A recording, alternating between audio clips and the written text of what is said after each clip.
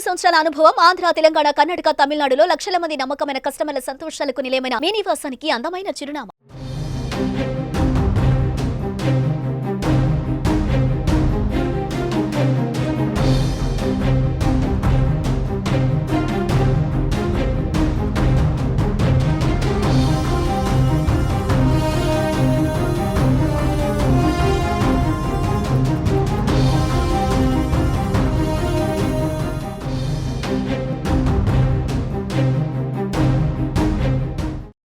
టాలీవుడ్లో తీవ్ర విషాదం నెలకొంది. ప్రముఖ నటుడు కోటా శ్రీనివాసరావు కన్నుమూశారు.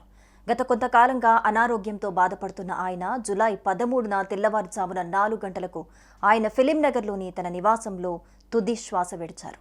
ఆయన వయస్సు 83 సంవత్సరాలు. గత 4 దశాబ్దాల సినీ ప్రయాణంలో ఎన్నో విలక్షణ పాత్రలను పోషించారు కోటా శ్రీనివాసరావు. 750కి పైగా చిత్రాల్లో నటించారు. కోటా మృతితో చిత్ర పరిశ్రమలో తీవ్ర విషాదం నెలకొంది.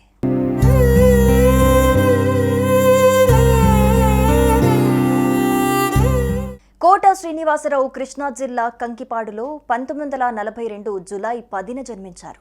1978లో ప్రాణం ఖరీదు చిత్రంతో సినీ రంగ ప్రవేశం చేశారు.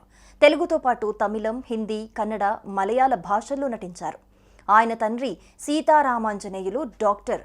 చిన్నప్పటి నుంచి తండ్రిని చూస్తూ పెరిగిన కోటాకి తను కూడా డాక్టర్ కావాలనుకున్నాడు. అయితే చదువుకుంటున్న రోజుల్లో నాటకాలు వేస్తూ ఉండటంతో కోటా శ్రీనివాసరావు మనసు నటన వైపు మళ్లింది. డిగ్రీ తర్వాత స్టేట్ బ్యాంక్ ఆఫ్ ఇండియాలో ఉద్యోగం వచ్చింది. సినిమాల్లోకి రాకముందు దాదాపు 20 సంవత్సరాల పాటు నాటక రంగంలో అనుభవం సంపాదించారు. బ్యాంకులో ఉద్యోగం చేస్తూ మరోవైపు నాటకాలు వేసేవారు. కోటా శ్రీనివాసరావు భార్య రుక్మిణి. ఈ దంపతులకు 2 కుమార్తెలు, 1 కుమారుడు సంతానం.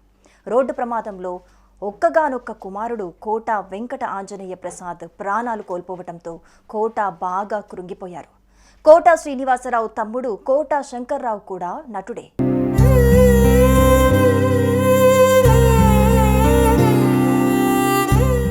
1978లో మెగాస్టార్ చిరంజీవి తొలి చిత్రం ప్రాణం ఖరీదులో ఓ చిన్న పాత్రలో కోటా శ్రీనివాసరావు నటించారు.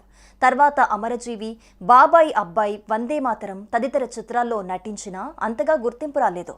ఈ దశలో ప్రతిఘటన చిత్రం ఆయనకు బ్రేక్ తీసుకొచ్చింది. శాంతి నివాసం, రేపటి పౌరులు, మండలాధీశుడు, యముడికి మొగుడు వంటి వరుస హిట్లతో కోటా ఇక వెనుదిరిగి చూసుకోలేదు.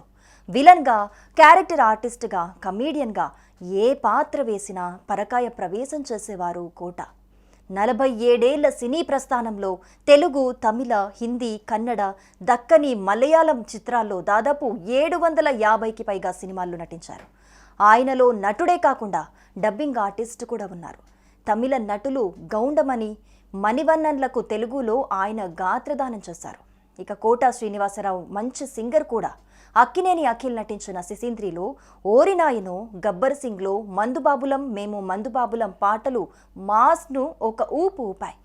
సుదీర్ఘ కెరీర్లో ఆంధ్రప్రదేశ్ ప్రభుత్వం నుంచి 9 నంది అవార్డులు, 1 సైమా అవార్డుతో సినీ రంగానికి చేసిన సేవలకు గాను భారత ప్రభుత్వం ఆయనను అత్యున్నత పద్మశ్రీ అవార్డుతో సత్కరించింది.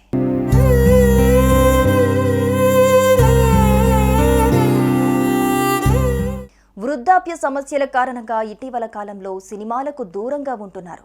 కొంతకాలం భారతీయ జనతా పార్టీలో పనిచేసిన కోటా శ్రీనివాసరావు 1999లో విజయవాడ తూర్పు నియోజకవర్గం నుంచి ఎమ్మెల్యేగా గెలుపొందారు.